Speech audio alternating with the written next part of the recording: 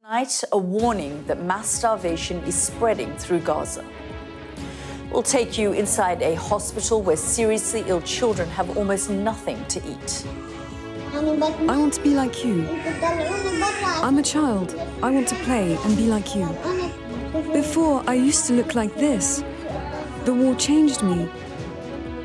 Empty bellies and empty bowls and hopes of a ceasefire fading as American negotiators return to Washington. Israel blames Hamas in the United Nations and says there is no famine. Doctors and humanitarian groups insist this is intentional and weaponized starvation. So what does the data tell us? Find out coming up. And we'll report from the border between Thailand and Cambodia, where tourists are being warned to be alert after the two countries exchange fire. Jeffrey Epstein's former girlfriend, Ghislaine Maxwell, meets a senior member of the Trump administration as turmoil over the Epstein files continues. Plus, Welcome to Hell, an aspiring musician who was locked up in El Salvador, describes what happened when he was deported and accused of being a gang member. That's all coming up in The World with me, Yalda Hakim.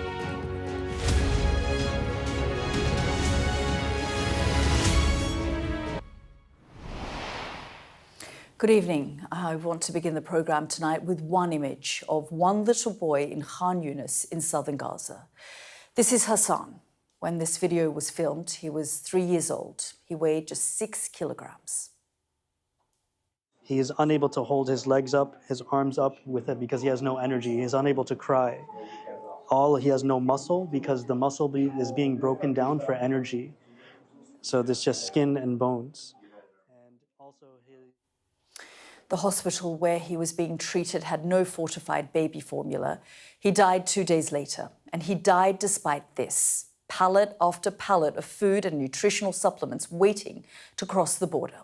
Israel blames the United Nations for not distributing it properly. The UN says its staff face draconian restrictions. 59,000 Palestinians have been killed since the war began, according to the Gaza Health Ministry. That number includes more than 1,000 killed since May trying to get food. In Gaza City, one aid group says 1 in 5 children are already malnourished. And this graph, based on analysis by our data and forensics team, goes some way towards explaining why. 3,000 trucks carrying food and water crossed into Gaza in 1 week in January. Compare that with just over 100 trucks that entered the Strip last week. For now, all doctors can do is feed their patients sugar and water. And with hopes of a ceasefire dimmer tonight, Israel continues to insist there is no famine. Tonight, I'll hear from a senior British doctor who's just left Gaza on how starvation is stalking the corridors of one of the last remaining hospitals there. But first, a special report from Sky's international correspondent, John Sparks. If you think the sight of starvation is difficult to take, then consider the sound of a starving child. A 1-year-old who cries and whimpers for food. Her name is Sama. And there's Khalid, and there's Osama, and there's a 9-month-old called Siwa. In a hospital called Nasser, where they have virtually nothing to eat. Huda has lost half her body weight since March, when Israel shut the crossings into Gaza and imposed a blockade. And the 12-year-old knows she doesn't look well. This is what happened to me. Can you help me travel abroad for treatment? I want to be like you. I'm a child. I want to play and be like you.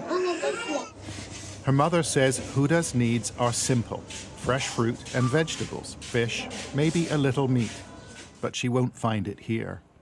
Aid agencies say mass starvation is spreading through Gaza. Before, I used to look like this. The war changed me. Malnutrition has turned my hair yellow because I lack protein. You see here? This is how I was before the war. Like this. 3-year-old Amir was sitting in a tent when it was hit by projectiles. Medical staff were able to reassemble his intestines and stop the bleeding, but they can't feed him properly. Instead, he's given dextrose, a mixture of sugar and water which has no nutritional value. They were all sitting in the tent, his mother, his father, his grandparents.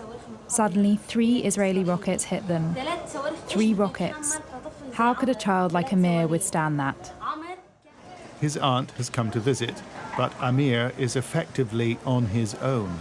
His mother and his siblings were killed in the strikes. His father no longer speaks. His father is in a terrible state and won't accept the reality. What did these children do? Tell me, what was their crime? These desperate scenes have not been caused by scarcity. There's plenty of food waiting at the crossings or held in warehouses within the enclave. These images of food aid were distributed by the Israelis.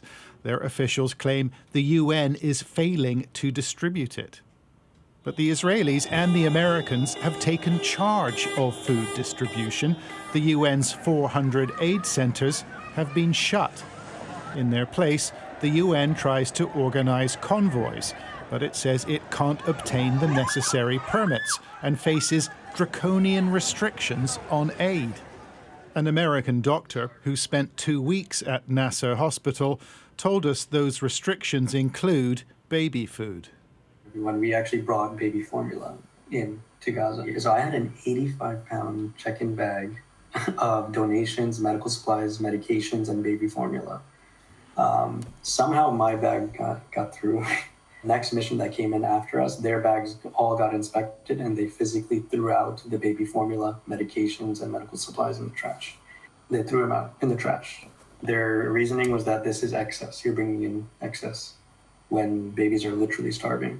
I have baby Hassan here with his mother, and beautiful baby Hassan, he is 3 years old, yet only weighs 6 kg. At his age, he should be about 15 kg.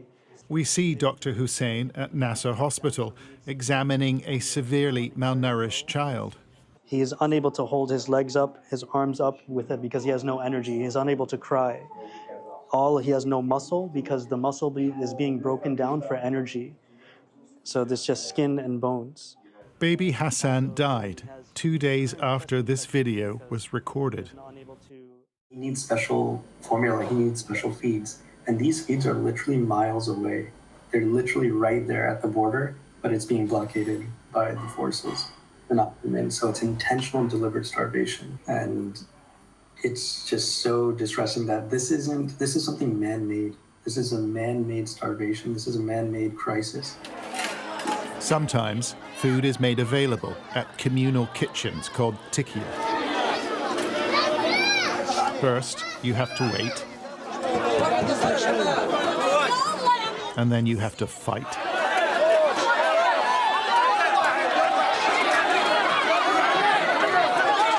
For watery soup or some beans. And everybody here is desperate. Brawlers and breadwinners, nothing shields these children from the brutal facts of life. And many leave with nothing.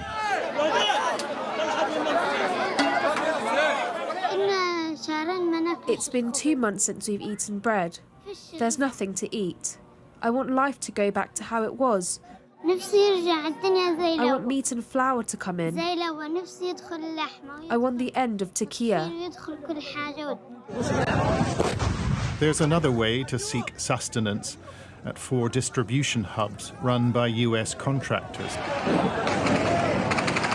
But they've been described by UN officials as sadistic death traps, with more than 1,000 killed. Young people deliberately targeted by Israeli soldiers, say doctors. There's just mainly bullet wounds, and it's mainly to young boys, mainly children. I saw it from my own eyes. You can see we're just exhausted. The traumas do not stop. Gunshot, entry, exit? Yeah. How old is she? 13 years old. 13 years old. Dr. Hussein recalls a 9-year-old boy who'd been shot in the head, the neck, and the abdomen. I had to make that difficult decision to actually push ketamine, which is a pain and sedation medication, to give him a peaceful death. I was like, am I really doing this? Is this real life where I have to make a decision to end a 9-year-old boy's life because his injuries are so severe? And it haunts me. Like, I remember saying sorry as I was pushing the medication. They look like scenes from a different century, a different era. Empty pots, empty bellies, the overwhelming sense of futility. Israeli officials say they have not identified the presence of starvation in Gaza, but on the streets, the very essence of life is ebbing away. John Sparks, Sky News. Well, I'm joined now by Dr. Nick Maynard, a British surgeon who's been working in Nasser Hospital. I mean, doctor, these images are just unbearable. They really are. And you were there for 4 weeks. You recognise some of these children. Yeah, I'm. It's difficult to respond because some of those children I was with last week, Huda, that girl, little boy Omar, I was with them. I was talking to his aunt who was looking after him. I saw them several times when I visited the paediatric intensive care unit. Very, very distressing seeing those scenes. Just talk us through what we're hearing from Israeli officials when they say they don't identify famine. What have you seen? Famine. I mean, I've seen profound malnutrition. This is my 3rd visit to Gaza since October the 7th, 2023. On my previous visits, I've called this out. When I've got back, I said, listen, there is severe malnutrition there. It's going to get worse. It is appalling now. I've seen many people die of malnutrition. As I said, I'd visited the paediatric intensive care unit a lot because I had a child I'd operated on there who was on intensive care for a lot of the time I was there. I saw those children. I saw children who then died.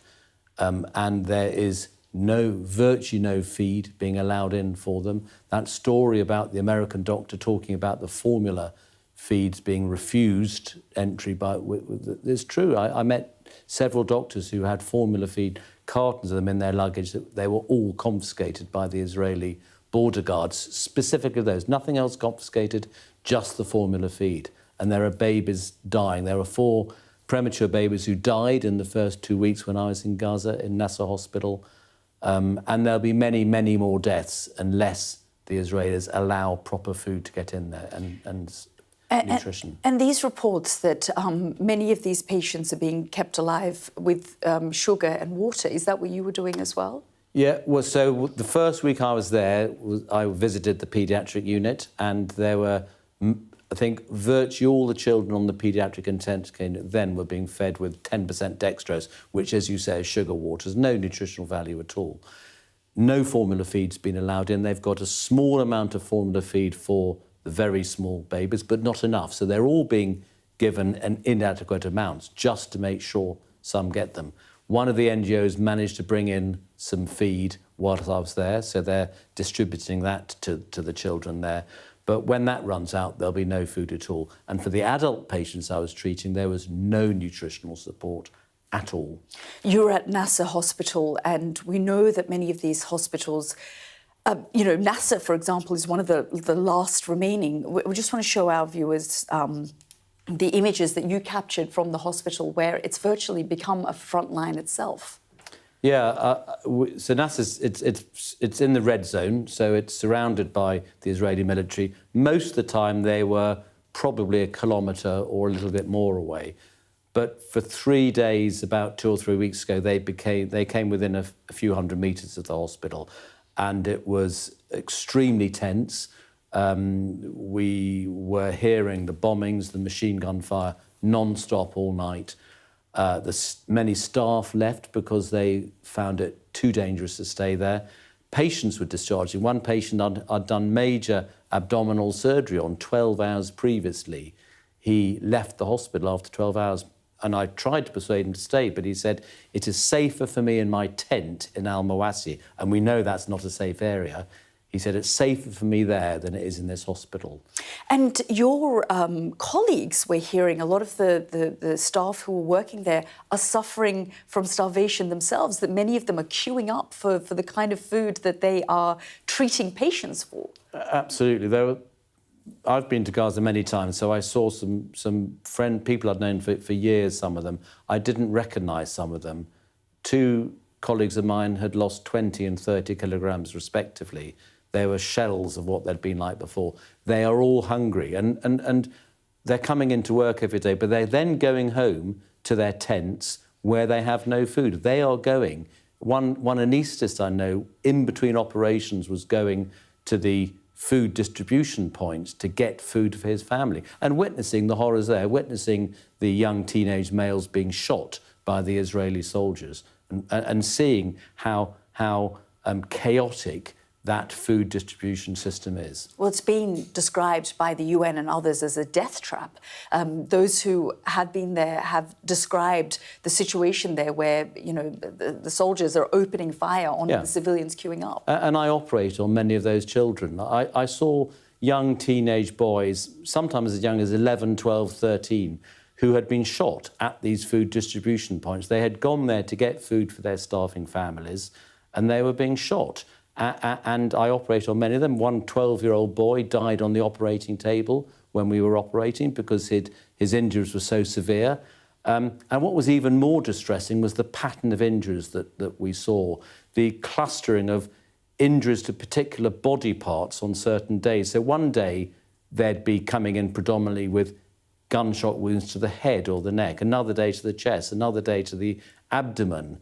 And I operated one day on half a dozen young boys, all of whom had severe abdominal injuries. One day, 12 days ago, 4 young teenage boys came in, all of whom had been shot in the testicles, and deliberately so. And this is not coincidental. The clustering was far, far too obvious to be coincidental. And it seemed to us like this was almost like a game of target practice. We're going to shoot the head today, tomorrow it'll be the chest, the next day it'll be the testicles. I would never have believed this possible unless I'd witnessed this with my own eyes.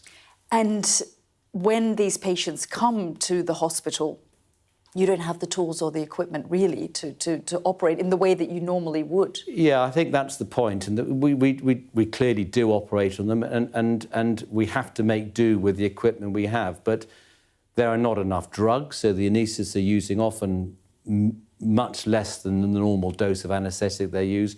We are always at risk of running out of gauze swabs. We sometimes don't have sterile drapes to create a sterile operating field. The instruments are often not functioning properly. And you make do, but when you're doing particularly complex surgery, and there was one case, a little 11-year-old girl who had a severe explosive injury which destroyed the bottom part of her esophagus. And that's my main specialty, esophageal surgery. So I had to reconstruct her esophagus and spent most of one night doing it with none of the right instruments, really inadequate instruments, which made it far, far more challenging. Doctor, this is your 3rd trip to Gaza since October the 7th and when the war began. Why do you keep going back? Golly, I've been going to Gaza for 15 years. I have friends, colleagues there whom I love very dearly, very close friends, people I would call family. So it's very, very personal. My wife and I have Inas, who's what we call her our adoptive Gazan daughter. I taught her as a medical student in Gaza years ago. She got a scholarship to get out and she stayed in England. She's now a qualified doctor, but she couldn't go back to Gaza to see her family. So I used to go and see her family, would give messages, and she's become a member of our family. So it's very, very personal for me. But the other thing is that I think what is being done to the Gazan people is so profoundly wrong, so profoundly unjust, and it's being allowed to happen by the majority of the world. And I feel this overriding need to help them. Well, Doctor, we're so grateful for your time. Thank you so much for the work that you and your colleagues do and for joining us. Thank you very much indeed for asking me. Now, access to Gaza remains largely blocked to international journalists. Sky News, along with other broadcasters, has been pushing for journalists to be granted entry into the Strip to independently document and report on what is taking place. Sky's Lisa Holland has visited Israel's border with Gaza to try to get a picture of the aid waiting to enter the territory. Have a look. There are aid trucks coming and going here on the Israel-Gaza border, but it's absolutely nowhere near enough that's needed inside Gaza. That's a departing fuel truck. We're here at the crossing point Karim Shalom, which is one of just a handful of crossing points where aid goes into Gaza from Israel. Remember, of course, that Israel controls all of the borders around Gaza. It controls the aid that goes into Gaza and can turn it on and off like a tap. The United Nations says that there needs to be around 500 trucks a day crossing over into Gaza right here from some of these crossing points, and that those 500 trucks need not just to carry aid into Gaza, but also that aid needs to be distributed. Now, Israel says there is aid stockpiled on the Gazan side of the border. We have here approximately 1,000 trucks, humanitarian aid, that entered the Gaza side, awaiting collection and distribution to the people of Gaza by the international community and by the organization that we are working with from the international community. I want to empathize that the state of Israel doesn't limit the trucks of aid coming to Gaza Strip. The main issue or the main problem is the collection and distributing issue. And we encourage our friends and our colleagues from the international community to do the collection and to distribute the humanitarian aid to the people of Gaza. Hamas is running an aggressive campaign and false propaganda campaign against the humanitarian distribution and the humanitarian aid, not because she cares about the safety of the people of Gaza. Hamas use the humanitarian aid and improve tactics in the framework of the negotiation in order to achieve another goal. Aid agencies such as the United Nations say the problem is not the aid crossing over the border, but the onward distribution. Now, aid is being taken into Gaza. It then has to be screened, it's stockpiled, offloaded and put into a kind of holding area. But after that, organisations like the UN say it's proving incredibly challenging in getting the right paperwork given to them by Israel to provide safe passage for drivers to then distribute that aid around Gaza amongst people who are now, frankly, absolutely desperate. Now, remember that the Gaza Humanitarian Foundation was brought in by Israel and the United States because Israel says that it didn't trust the distribution of aid by the United Nations. It says that Hamas was stealing and looting and profiting from that aid. So the GHF distributes most of the aid. The United Nations say that there are people in other areas, particularly in the north of the country, who simply cannot access the aid that's needed. And the whole picture is providing a desperate humanitarian situation with a breakdown of distribution of aid. Lisa Holland reporting there. Now, experts say it takes between 60 to 80 days for an adult to die of starvation. It's been 63 days since Israel lifted its aid blockade on Gaza. And since then, we've shown you that the amount of food and supplies crossing the border has significantly decreased. Israeli officials say 87 million meals have been distributed since the end of May. But simple maths tells you that when you share that among Gaza's 2 million strong population, that's less than 1 meal per person per day. Sky News has been hearing from 2 children about their struggle to find food. Have a listen. نفسي يوم اجي اعتكي واعبي زي الناس دايما بعبي بس نتفنت فوق بنحرق واول الحرب انحرقت هنا وهنا ومن التكية كيف انحرقت؟ بقت التكية عبوا للناس لأن انكبت علي التكية إن شهرين ما ناكلش الخبز ولا عنا طحين.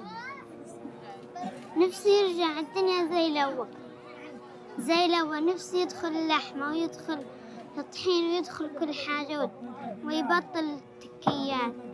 نفسي آكل الخبز، نفسي آكل خبز ونفسي آكل لحم. أصلاً أنا مفروض ما أجيش على التكيات، مفروض أجي على المدرسة. أنا اسمي محمد وعمري 10 سنين. جاي أعبي تكية عشان ناكل، وإحنا إلنا من الصبح بنستنى عشان نجيب اللقمة عشان ناكل، وفي ناس بتروح تودي حالها على الموت عشان تجيب طحين تطعم أولادها، عشان تطعم الأهل تاعهم ولأولادها. والتكية أصلاً مش كافية إنه نسد جوعنا كلنا. نفسنا إنه ناكل دجاج، ناكل منسف، ناكل شاورما عشان يقوى، عشان صرنا ضعاف، بطلنا نعرف ناكل، صرنا ناكل العلف عشان ناكل. الناس بترمي حالها عشان الطحين عشان تاكل طعم أولادها. خلص بكفي من يا رب يصير هدنة، خلصوا الحرب مش قادرين.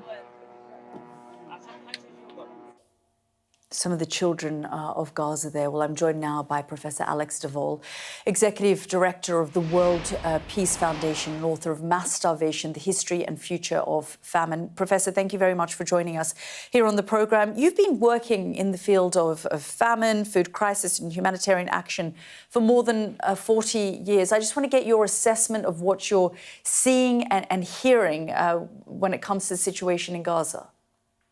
Well, there's two key things that I want to emphasize about this. One is that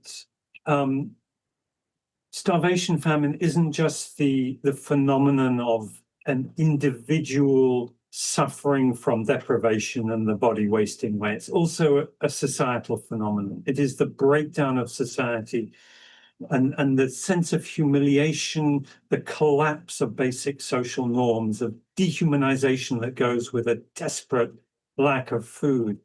And one of the things that we see in the worst situations, and I'm minded here to think of 1984 and the famine in Ethiopia that sparked Bob Geldof's Band-Aid, is a situation where there's a sort of change in social state.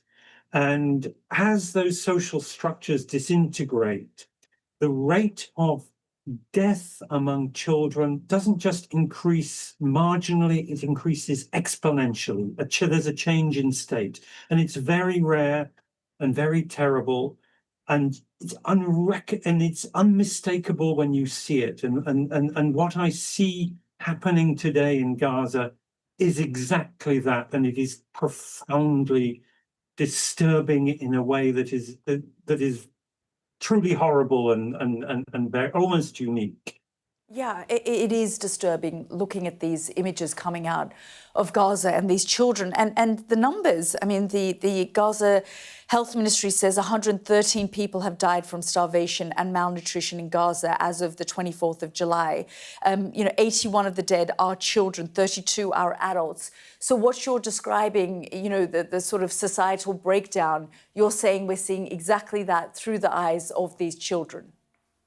Precisely. And bear in mind that the Gaza Humanitarian Foundation will tell you that it's feeding 2 million people a day.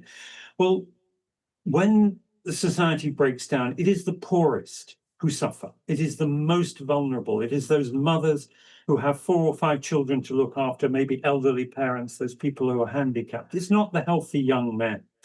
But the way the Gaza Humanitarian Foundation runs those ration stations, you have to be fit and healthy to get there. And then on leaving the stations, you may be robbed by armed gangs who are stealing the food off the people who have just taken it. So the Gaza Humanitarian Foundation is feeding the fit and healthy, not the desperate. And if Hamas is getting hold of that food, I'm not remotely surprised. They have armed men are always the last people who starve in these situations, which is why the United Nations always take special care to reach the poorest, the most vulnerable in the places where they are, and they are being blocked from doing so in favor of this law of the jungle approach that the Gaza Humanitarian Foundation Professor, I wanted to ask you about this because the Israelis are pointing the finger of blame at the United Nations, at Hamas, and the United Nations is saying we're facing all sorts of restrictions. We can't distribute the aid in the way that we need to. I had a doctor here who said that his colleagues, he just returned from Gaza, colleagues who tried to take baby formula it was all confiscated. You know, the Israelis are saying they've put the Gaza Humanitarian Foundation in place to feed the people of Gaza, and that's clearly not happening. It's not the intent. If you want to feed the people in this situation, you use the tried and tested methods. The UN was running 400 sites where people were so that they could get assistance without having to cross these free fire zones, exposed to the risks of being shot by Israeli soldiers, without being exposed to the armed gangs. And when you have malnourished children, you can't feed them pasta, you can't feed them rice, which is what the GHF is providing. You need specialized therapeutic treatment. As you said, baby formula and other treatments. And none of that is being provided. None of that is being allowed in. This is, it's very common to see starvation being used as a weapon of war. But in 40 years, I've never seen such a minutely, precisely targeted use of starvation and rations, not only to starve people, but actually to try and dismantle the very social structures of the community that people live in. Professor, we're really grateful for your time and your analysis there. Thank you so much. Thank you too. Well, the leaders of France, Germany and the UK will meet tomorrow to discuss the crisis in Gaza. That's after the French president confirmed his country would move to recognise a Palestinian state in September. This evening, the Prime Minister released a strongly worded statement calling again for a ceasefire. Keir Starmer said, and let's just have a look, the suffering and starvation unfolding in Gaza is unspeakable and indefensible. While the situation has been grave for some time, it has reached new depths and continues to worsen. We're witnessing a humanitarian catastrophe. We are clear that statehood is the right of the Palestinian people. A ceasefire will put us on a path to the recognition of a Palestinian state and a two-state solution which guarantees peace and security for Palestinians and Israelis. Well, let's bring in our political correspondent, Serena Barker-Singh, who joins me now.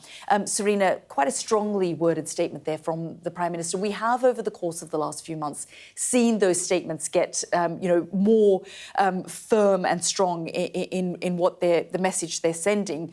And the Prime Minister is also meeting, I understand, with the leaders of France and Germany tomorrow.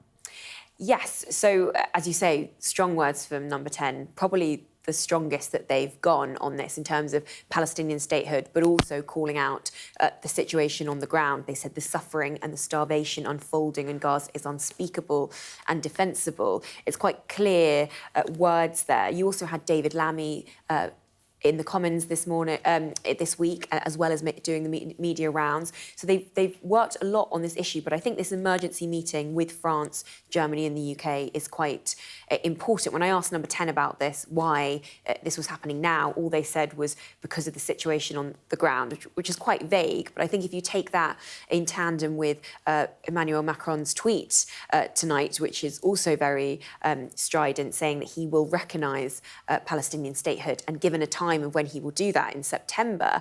Now, the UK's position has always been we will be in lockstep with our allies, France being one of them. So this now creates a problem for Number 10. They've reassured me tonight that their position remains unchanged, which is that they do think statehood will be inevitable, but they want to see that as part of a process. They said that's still the case. They said they don't want it to be symbolic. They wanted it to be meaningful. But that looks like a position that might be untenable if you see other leaders break away from that. Now, there's a conference next week where Saudi Arabia and France will host. Initially, that was to talk about statehood. Now it's moved on to a two-state solution. So it's unclear where the diplomatic energy is moving. But I think the last context of this is Labour backbenchers are becoming increasingly annoyed with how Number 10 have been communicating these messages, these last-minute statements, potentially haphazard Commons statements. Clearly, they were unsatisfied with David Lammy's words this week. Now they're going back to their constituencies for recess, and I think potentially there's a position where Number 10 might be not just out of step with their MPs, but also MPs' constituency and now world leaders. Yeah, Serena will be watching that meeting between the three leaders very closely tomorrow. Thank you so much for that update. This is The World with me, Yalda Hakim. Next up on the programme, as Donald Trump prepares to head to Scotland, we'll hear about the scandal he's hoping to put behind him.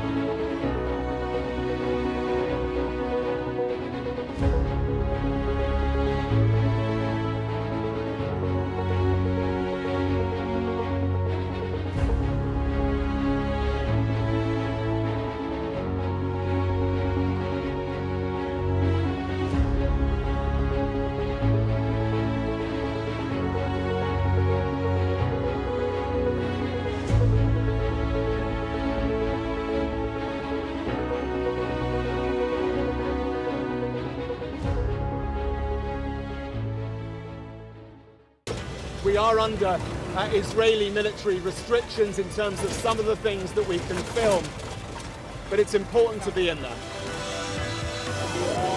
What a slow drive for the president as he approaches his golf club. 4 more years! Free wherever you get your news. I'm Mark Stone and I'm Sky's correspondent based here in Washington, D.C.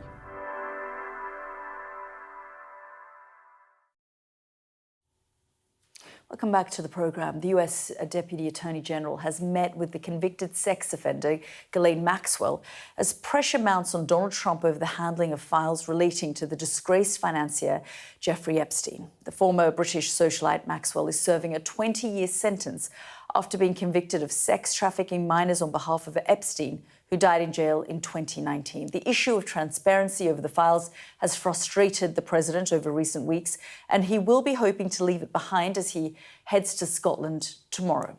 Well, let's speak to our US correspondent, James Matthews, who joins us now from the Scottish town of Ayr. And, James, the president wants this to go away. He's wanted it to go away for weeks, but it doesn't seem to be what's happening. Yeah, hi, Yalda. Bending over backwards, hasn't he, over recent weeks, including during the week, calling Barack Obama guilty of a treasonous cover-up. We see him out and about today in hard hat at the Federal Reserve Bank. Remember that he has called for the resignation, indeed the sacking of the chair of the Fed, Jerome Powell, in recent weeks, floated the idea that he could face criminal charges because of the cost of refurbishing that building in Washington, D.C. Well, Trump is on a guided tour of that right now, has said some words, could well say some words more. I mean, that's a headline, Donald Trump going to that particular building, given the history he has with its chair. So Donald Trump desperately trying to generate headlines that will bury the story that won't go away for him.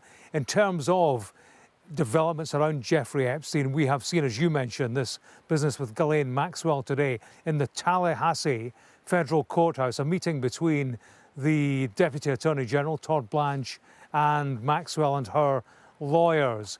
Essentially, on the face of it, he says, to glean information that could be fed back to the FBI and Department of Justice in relation to the whole Epstein affair. Who's guilty? What information might we have on them? Evidence that is relevant and pertinent. I have to say, there is a difficulty in it, Yalda. I mean, Ghislaine Maxwell is convicted. She wants a pardon, would like a pardon. That's in the gift of the president.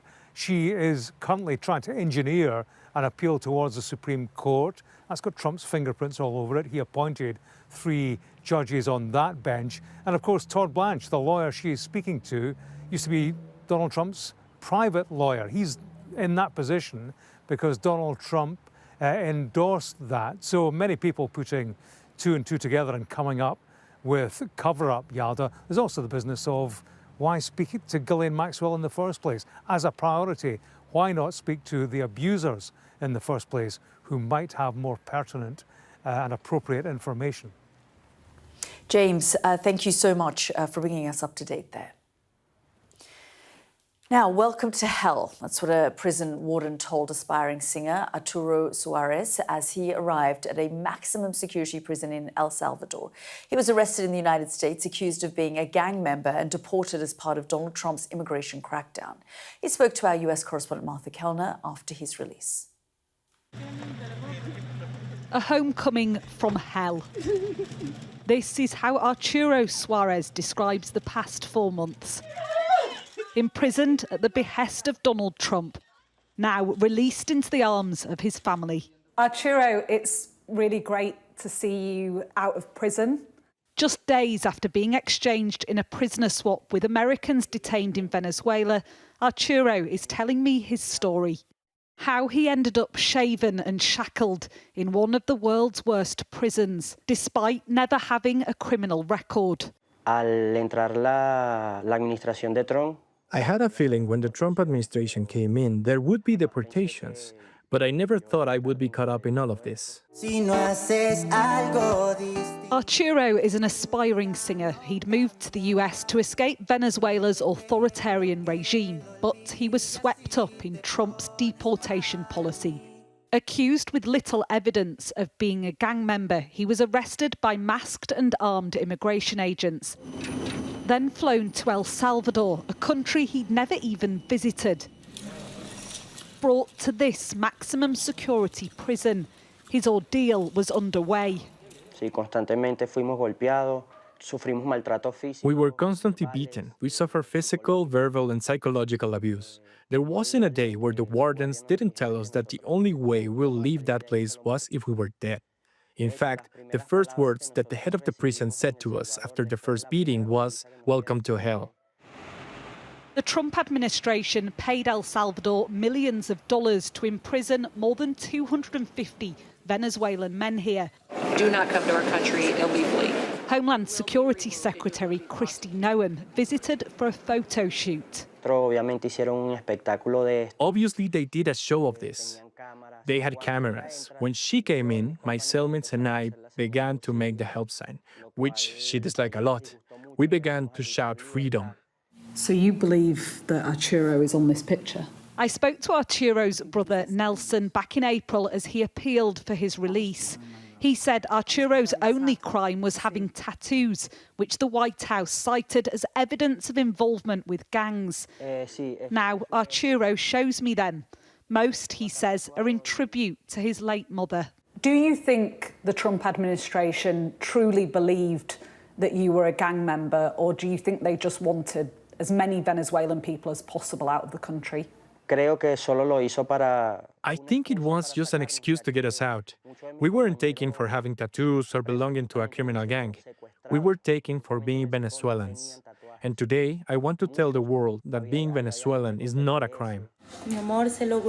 Arturo had hoped to be reunited in the United States with his wife Natalie and their baby, who are currently in Chile. He's now being supported by some family members, but he'll never return to the US. He went there for a better life, but instead was labelled a criminal. Now he says he just wants to clear his name. Martha Kellner, Sky News, Los Angeles. This is The World with me, Yalda Hakim. Next up on the programme, we report from the Thai-Cambodia border as long-running tensions between the two countries boil over.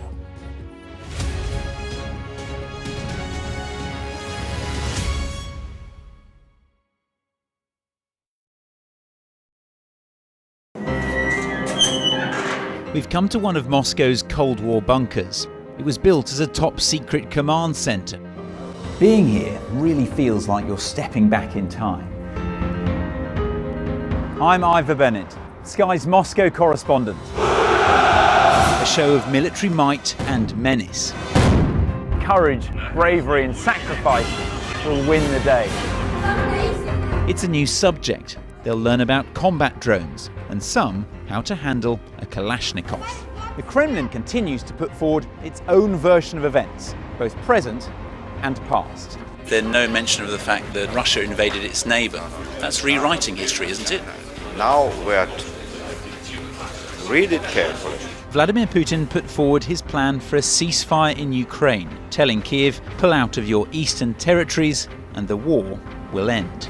Why should the West trust you? Frankly, I don't care whether the West trusts us or not. Vladimir Putin is already the Kremlin's longest-serving leader since Stalin. The question is, what will a fifth Putin term mean for Russia and the world? Why do you support Vladimir Putin, Mr. Segal? I can't answer questions that stupid. I've watched Vladimir Putin attempt to create a new world order. The St. Petersburg Economic Forum was the backdrop to Vladimir Putin's latest verbal volley that Russia could send missiles to other nations to target the West. Ambassador, I wonder, shall we have a quick word for Sky News? Is the West right? Are you fueling Russia's war machine? Swedish media, oh my God, you're not afraid of being here. American journalist Evan Gershkovich is on trial here, but was first on display. Russia says Evan Gershkovich was caught red-handed, but has never produced any evidence to back that up. Sky News. Get the full story first. What might happen if Russia attacked the UK? This is clearly an enormous show of force. It is definitely out of the ordinary. We ran a war game with former ministers back in the hot seat. Ben Wallace. Amber Rudd. Jack Straw. It's the kind of war game that's genuinely tested inside government. The Russians are signalling that there may be an attack. Russia knows our weaknesses, but do you? I'm Deborah Haynes. From Sky News and Tortoise, this is The War Game. Listen wherever you get your podcasts. Turkey is burying its dead. Whole families died in this collapse. Generations wiped out. I'm Siobhan Robbins, Sky's Europe correspondent based here in Berlin. This is just a small sample of the deadly arsenal taken off the streets. Anyone could say, I'll do that, and then have to go and shoot someone. Yes. Sky News. Get the full story first. I'm Stephen Murphy, and I'm Sky's Ireland correspondent based here in Dublin. The waters of Ireland and Britain should be home to great white sharks. If there are great white sharks in this area, there's no reason they wouldn't come here to feed. It's basically a buffet on a beach. This could be not only a record-breaking storm, but potentially the most dangerous storm ever to hit Ireland.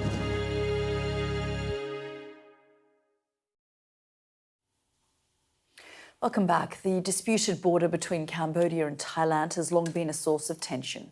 Overnight, that spilled over into open conflict after a mine exploded, wounding 5 Thai soldiers. 12 people were killed as fighting erupted, most of them civilians, with the dead including an 8-year-old child. For more than a century, Thailand and Cambodia have laid claim to parts of this 500-mile-long border. Tensions largely stem from a French colonial map that was used to separate the two countries. Over the years, there have been multiple skirmishes. The most prominent clashes were over a 1,000-year-old temple. In May, a Cambodian soldier was killed, causing a diplomatic crisis and triggering the current clashes. They began around another ancient temple and spread to multiple sites along the border, as our Asia correspondent Cordelia Lynch reports. It's an old border dispute with a deadly new inflection point. Cambodia and Thailand both accusing each other of striking first. The worst hostilities between these neighbours in more than a decade. This is Sisaket province in northeastern Thailand. The burning aftermath of a rocket that hit a petrol station and shop. Civilians caught in the crossfire of politics.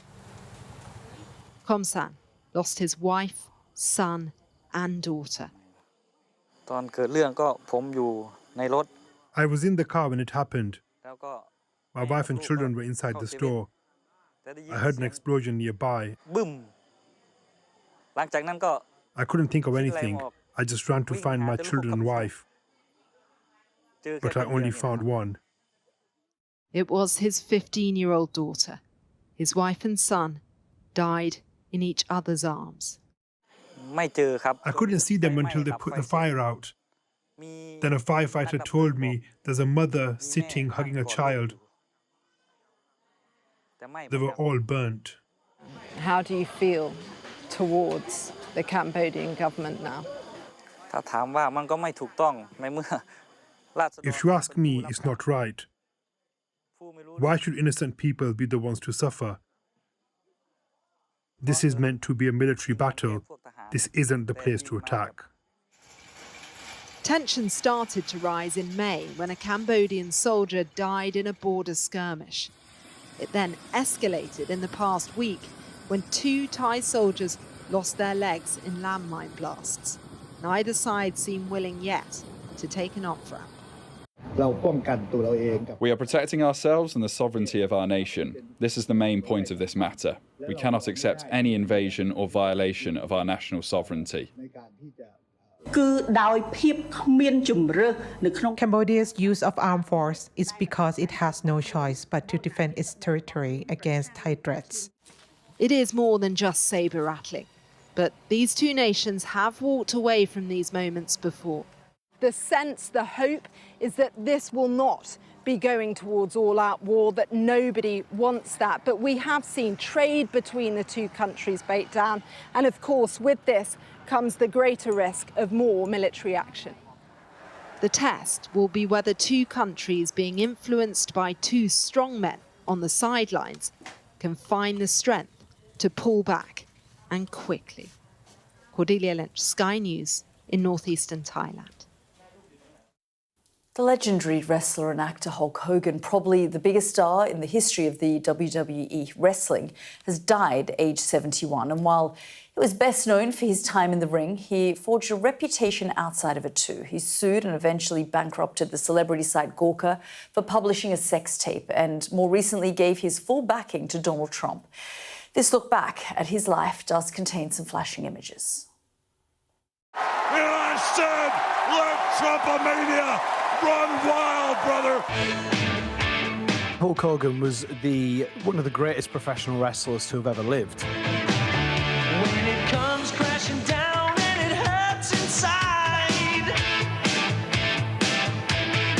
When people think of wrestling, the first name that comes up is Hulk Hogan. 305-pounder elevated by Hollywood Hulk Hogan.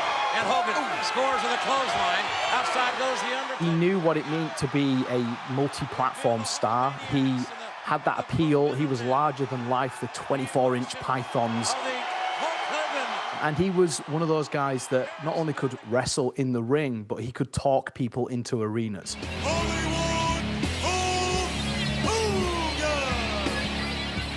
Wisconsin was very kind to me for like 40 years when I was wrestling. And the wrestling fans here in Wisconsin have been so nice over the years, they still treat me like I'm still the champ. Thank you guys, man. The only thing I see in here are a bunch of hard-working men and women that are real Americans, brother. He aligned himself with Trump. He was a patriot, you would say. He really cared about the American people. So he was known for that. I got one final question for you. What you gonna do and who's gonna make America great again? God bless Donald Trump. He's our next president. I don't think many people knew what was going on with my life. And if I can pull the nose up on this monster after everything I've been through, I just want to let everyone know, don't give up, stay positive. Life is beautiful. Things are going to be good.